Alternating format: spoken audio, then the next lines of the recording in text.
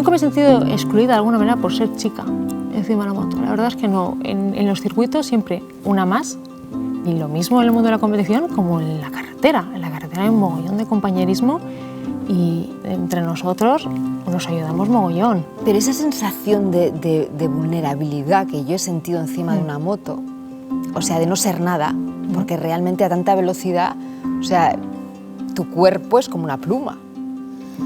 O sea, a mí me causa mucho respeto, ¿eh?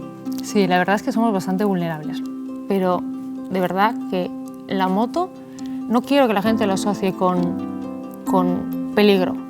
Teniendo un poco la cabeza amueblada y todos respetándonos entre nosotros, es una experiencia increíble. Es cierto que, o sea, que muchos de los accidentes en moto puede ser por imprudencias de un conductor, pero los accidentes fatales en moto normalmente suelen ser con pilotos que van solos. Sí, lo sé. Y yo creo también que se debe a un exceso de confianza, porque no puedes venir de no conducir moto a de repente tienes los recursos necesarios para comprarla y comprar una 1000, por ejemplo, una cilindrada muy alta. No puedes porque sales a la carretera con un exceso de confianza.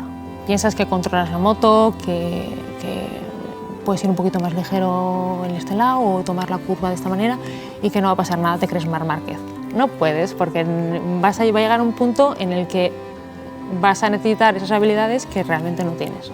Y es cuando ocurren accidentes. Todos, entre todos, podemos tomar las cosas un poco con más calma y ponernos en los zapatos del otro.